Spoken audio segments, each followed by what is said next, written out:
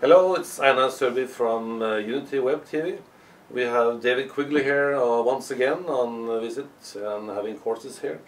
And he's still going to have more courses this year, and I want to talk a little bit about them. For he's doing interesting stuff. He's working with alchemic therapy. It's a kind of hypnotherapy. Can you explain a little bit about that? Yes, yes. Alchemical hypnotherapy is based on some very different principles than other kinds of therapy, because the goal, as is the goal of the ancient alchemists, the goal of alchemical hypnotherapy is to help clients to contact internal guides or inner resources within themselves, and to use those resources on a daily basis to conquer their addictions, overcome their illnesses, heal phobias and anxieties, and solve problems in their lives.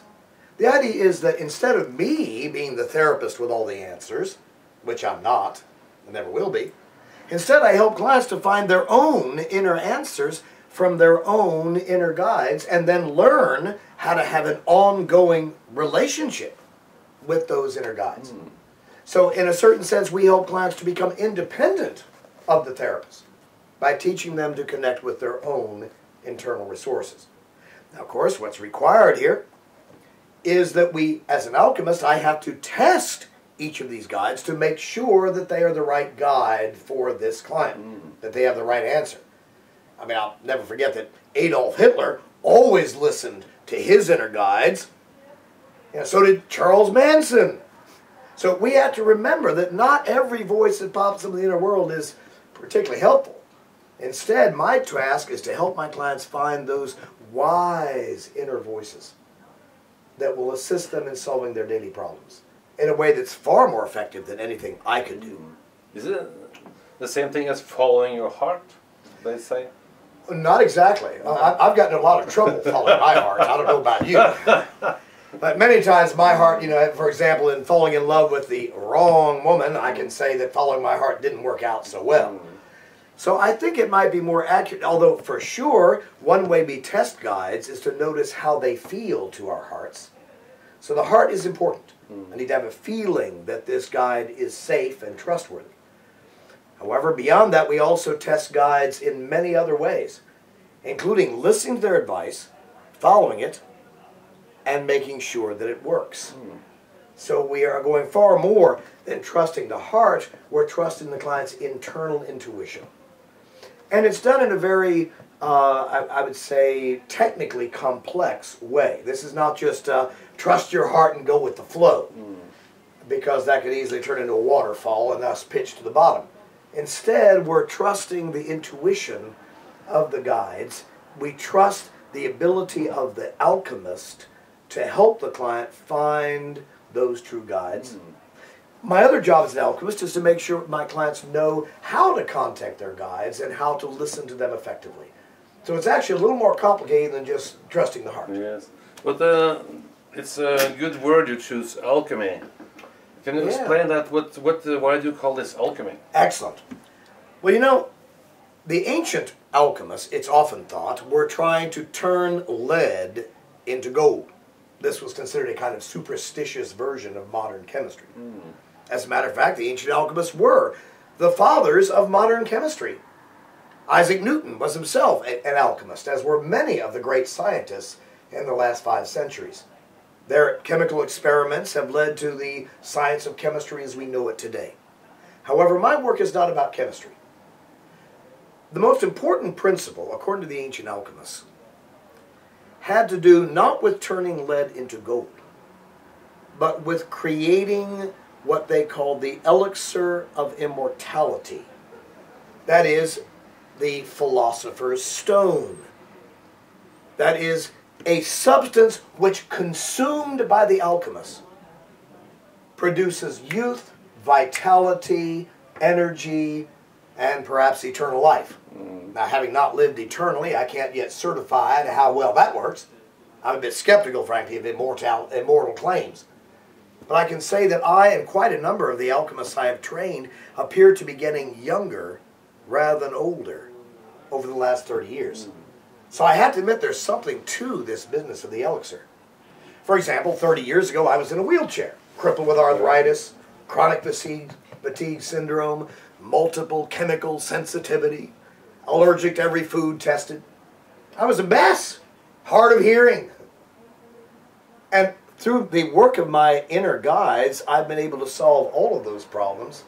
Now I'm a mountaineer. So at 62, I'm a mountaineer. And I keep getting younger. I don't, and I've talked to other long-term alchemists that have the same report. Getting younger, getting healthier. So there's something to this elixir. Now the alchemist said, however, that this elixir was not distilled from ordinary matter. Rather, this elixir of immortality was distilled using the power of these inner guides. Specifically, the ancient alchemists referred to the following guides: the higher self, which they called the Holy Spirit; the inner mate, who is our guide to love relationship and romantic and sexual happiness; and a loving father and mother that come to the inner child to heal the trauma and neglect of childhood. Could you explain that a little bit more? But one easy explanation about alchemy was to change your future. That's right. Yeah. Yes. So the way we change the future, ironically, is by changing the past. Almost all of us carry with us traumas from our childhood, even sometimes from past lives. Traumas that are embedded deeply in the body. No matter how much therapy you do, talking to your therapist about these traumas and how they've impacted you, no matter how much you might cry or scream about what was done to you, that doesn't create the fundamental change that helps us distill the elixir of youth.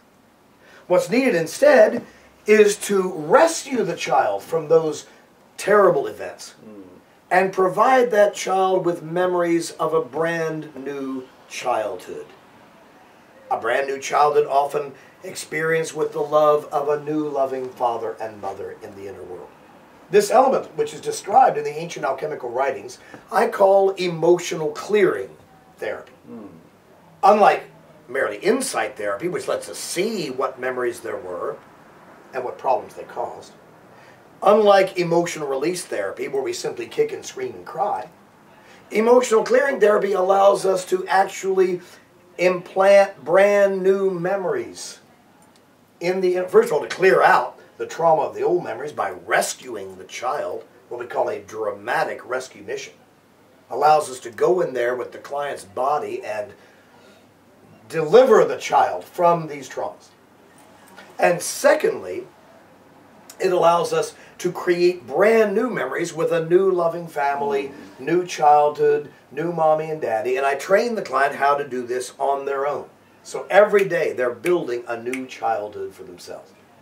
Let me just give you one illustration from my own life. When I was much younger, my shoulders always had a tendency to be sore, to be tense, to be somewhat collapsed in this way.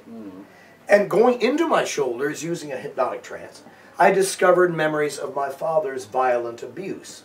My father was not often violent, but when he did, it was very scary. And so when I experienced these memories in my shoulders, it was essential to release this hurt and this rage, which I have to admit I found myself beating up my father, you know, a little embarrassing because I actually love my father, but it had to come out. I beat up my father and screamed at him in a number of memories. This is what you're doing, were you in the trance then? That's right. While I was in that trance state, I was seeing the memories of my father's You made the abuse. trance yourself then? Or? No, I had an alchemist take me back there. I was working with another alchemist, and she said, let's go back into your shoulders, and here they were. There was my father who, at that time I remember, was beating on my sister, and I hated that, so I got to beat him up, and then afterwards hear his apology, and feel this enormous tingling in my shoulders, and I noticed that the pain in my shoulders was gone. And all of a sudden my posture had changed because I had created a new memory, not only of beating up my father, but of my father's apology and his remorse, and I even went to find a new inner father. A new inner father who helped give me the confidence to hold my head up high and my shoulders back. Yeah. You mean you can do it yourself also? Well, I actually have to train my clients to do it themselves.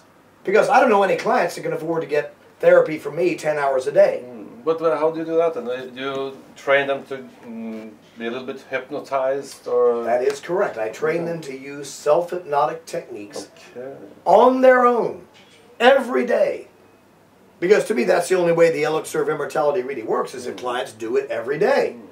Alchemy, in a sense, is a kind of daily spiritual discipline in which we train clients how to contact and work with their inner guides, including their inner parents, and rescue their child on their own from a number of different traumas to build that new child. Very interesting. Yeah, exactly.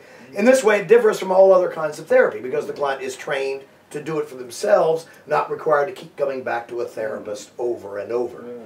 But do you mean all illnesses comes from your inner child, or inner personality, or? Well, I'm always reluctant to make generalizing statements about the source of all illness or the source of this or that. In fact, as a scientist myself, and all alchemists, I think, should be scientists first, I don't believe in general statements. You know, I've certainly heard people say, it's always about the birth trauma, or it's always about a past life trauma. No, I don't know what it's about, for me or my clients. But we go into trance to find out what the memories are at the root of whatever the client is feeling, whatever they're dealing with. For example, I work a lot with food allergies, so let's go back to the time when the taste of that food was accompanied by some negative experience. Or if the client has cancer, let's go down into your cancerous tumor to see what is there. And I don't make assumptions. I don't come in there with some kind of rule book about what's supposed to be there. I believe that's an error that many therapists make. I train my students to do it different. Let's go down to what it is your body remembers that it needs to process. Now, for some people, it may even be an adult situation. I mean, here's a client that says, well, I see my ex-husband, I see his abuse, I see him yelling at me. And that may be the source. If that's what the subconscious is giving us, we deal with it. The last thing I want any alchemist to do is to say, well, that's not what we're looking for here, let's move on. Even though many therapists, I'm sorry to say, many hypnotherapists are trained that way, that's not the way I work. Honor the client's inner world. It feels very right. While you're in this, into your body, you also have workshops for discovering past life. Yes, well, my work in past life regression is very different. And we're actually, that's the next workshop we're doing here at the Unity Center, is past life regression. Now, there's a number of elements that we cover in past life regression that are generally not taught, that are extremely important. First of all, we help clients to contact creative abilities from past lives. When I came out here last weekend, I was sharing with Anya, my host here at this event, that I was channeling past life music from a past life, that I had studied. Because in my present life, I don't even know how to read music, frankly. But she was absolutely blown away when I sat at the piano and sounded like Chopin. I had studied with Chopin in a previous life. So I'm creating all these extremely elaborate arpeggios and movements up and down the keyboard like Chopin, and it sounds like I'm a real musical expert. Were you in hypnosis then? The power of self-hypnosis is such that you can learn to go in it on your own. And frankly, every time I sit at a piano, I go into self-hypnosis. Because I love the ecstatic feeling that goes through my body as my fingers start running up and down the keyboards. So it's very exciting. So we will learn in that class how to contact creative abilities from your past lives. That could be music, but that could also be writing ability, leadership ability. What about problems from past life? Ah, yes. And that's the other thing we need to do, is we need to go back and clear the traumas that have happened in past lives that are limiting our success in the present. For example, in a past life trauma, a client may have experienced being wealthy and then that wealth being taken away from them, perhaps through political or economic struggles. So what we need to do is go back and rescue their traumatized past self so we can allow the flow of prosperity back into their lives. Otherwise, the subconscious programming is, don't get rich because you're going to get screwed. Yeah. The new program is, I can now accept money in my life and create money in my life. So that's why one of the things I'm going to teach is how to clear traumas from past lives. Still another technique, and most past life regression therapists don't know how to do this, is to go back to the overt acts, the karmic deeds, the ugly things we have done. Not ugly things happen to us, but ugly things we have done that have created karma in our lives. One of the most important things I help clients with around prosperity is helping them examine their karma around money. Because as some of you out there in the audience may have discovered, getting rich isn't just about saying affirmations about I'm now rich and successful in front of a mirror. In fact, we often find that even no matter how hard we struggle and study and learn, our investments can go awry, our job gets lost, sometimes because we have a karmic burden to carry around money. Myself, I had a karmic burden about love relationships. I was always meeting women who were rejecting me in favor of some good-looking friend every single time. It happened over and over and over. So what I had to look at was my karma. In a past life, I had been Mr. Handsome, Mr. Seducer of women, and I had broken many, many hearts. And so even as much as I longed for romantic love, as much as I longed for a wife, and as much as I was willing to be a faithful husband, I wasn't getting any action at all because of the karma I was carrying. It's only when I was able to go back and apologize to my victims and create amends that I could do in the world was I able to change that pattern. So first we have to discover, what did you do to create this pattern? Then, what can you do differently? Karma doesn't clean up just with a snap of a finger. It doesn't just clean up because all of a sudden everything's fine now. Now that's the way Californians like to look at it. But I have a little bigger perspective. Truth is, my perspective derived from many years of study of Hinduism and the ancient the Indian arts of healing. I have learned about karma. And it's extremely important that we address what we have done and find the atonement we need to make and do it. But don't you think the things you have been doing in your past lives, they re-establish in this life so you can work with it today's... Exactly true. Yes. In fact, your higher self is constantly showing you, we need to work on this. That's why it's coming up for you. Yes. There's no such thing as bad luck. Bad luck means karma to be examined and cleared. And the beauty is, of course, once I finally got through this is one of my big challenges, once I finally was able to make amends, and to be quite frank, I've actually met 3 women in my present life who had been seduced and who remembered the details. Yeah. One of them even said, I don't know what you were doing in France during the Renaissance, but I have this picture in Paris of you being a seducer and seducing me and leaving me pregnant by the side of the road. And I've said to her, I said, well, you know, I honestly don't remember you, but there were so many, I don't remember them all. So I'm pretty sure she was one of my victims. And in doing amends, I did some amends with her directly. So far, I've met 3 women. There must have been a dozen or more that I screwed. 3 that remember Paris, France, you, not good. Wow. And I have been able to make such significant amends that now I have in my life the most beautiful, gorgeous, sweet, and loving soulmate in the world because of the work I did to create that. Fantastic. And furthermore, speaking of relationships, another thing we examine in the past life class coming up is we examine your past life contracts with other people. Again, this is something that is not known to the general community of past life regression therapists. But rather, it is a very important process because many times you have a feeling when you meet someone else, hey, aren't we connected? Isn't there something between us? An instant recognition. Now, of course, if that recognition, as it did with my wife, turns into beautiful, blissful soulmate connection. I remember when I saw her, I first recognized, I said, I know who you are. 1000 AD, Scotland, you were named Mary, you were my wife, I love you so much, I've been looking for you for 1,000 years, and when my card was complete, we found each other. And now we both remember lifetimes we've been together, and it's really fun. That's entertaining.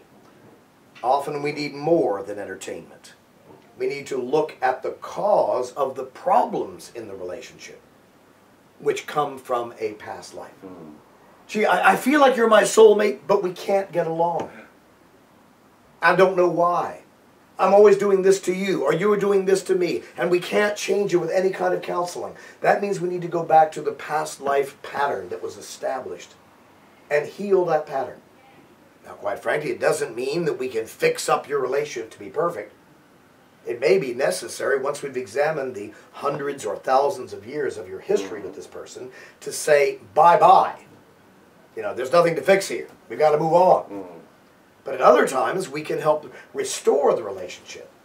But even if we have to let go of the relationship, the client is at least able to do that easily because they now understand the 1,000-year history that has led to the problem. So these are the things we're going to be examining in our past life class. First, contacting creative abilities and learning how to use them. Clearing the traumas from the past that have programmed us with negative beliefs. Examining and clearing the overt acts, the karmic deeds that are haunting us with their karmic lesson. And we learn how to heal past life karmic relationships. I see this person. I know they're familiar. We're together now, but it's not working. Why? We can examine that. And finally in that class, we'll also be examining the preconception contract. What that is the contract you made with your higher self in the life between lives period. And incidentally, we do a lot. Interesting. That's very interesting. I love the life between lives area, and that's a big part of my training work. And the preconception contract exists within that world. Many clients, for example, say, why am I here? What am I here for? What is my life supposed to be about? By examining the preconception contract, we can see every detail. Why you're here. Why you were born to these parents. What spiritual path are you supposed to take?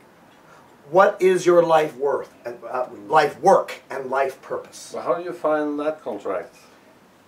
Well, that's why you take the class, actually. Although for any of you out there who are asking, it's on my website at alchemyinstitute.com. You can look up past life regression, and I'll give you some clues as to how to do this.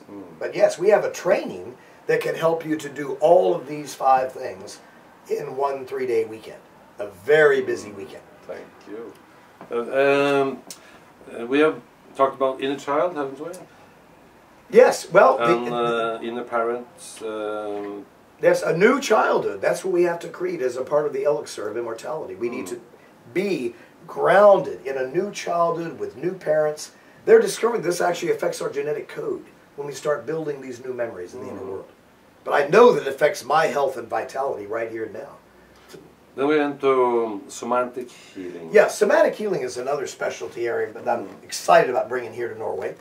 Somatic healing is utilizing the power of the inner healer and the power of our own bodies to heal itself in conjunction with medical treatment.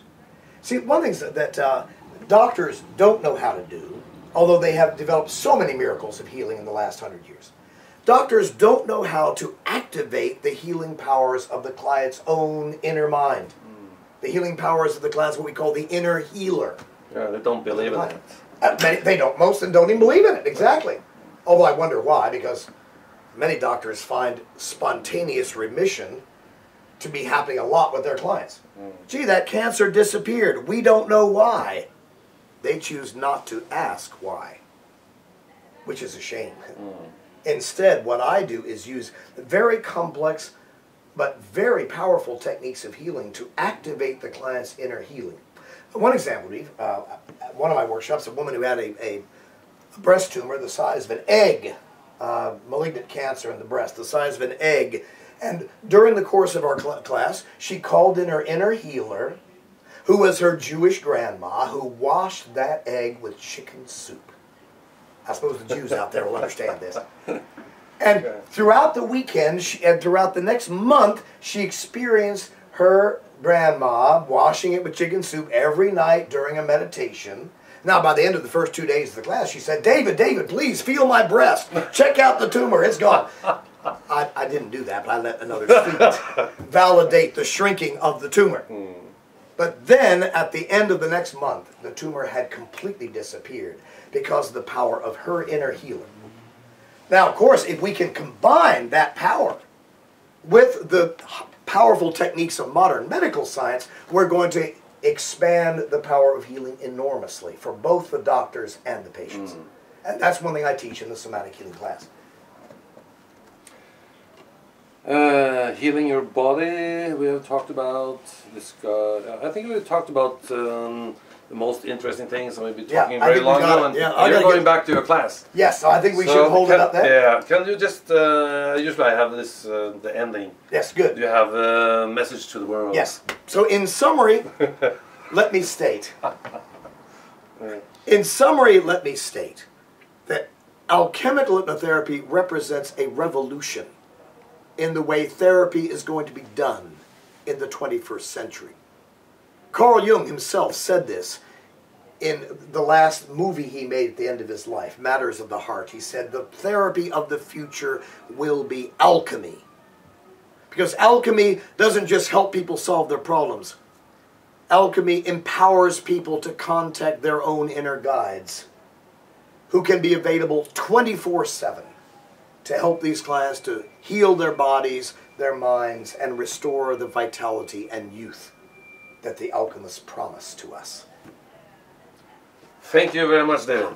Thank you. Great job. Looking forward to see you again. I can't wait to. David's going to have lectures at Unity Center many times in the future. So look up his webpage is alchemyinstitute.com. I'll write it down on the Exactly. right here. All right. Fantastic. Okay, Thank you. Great job.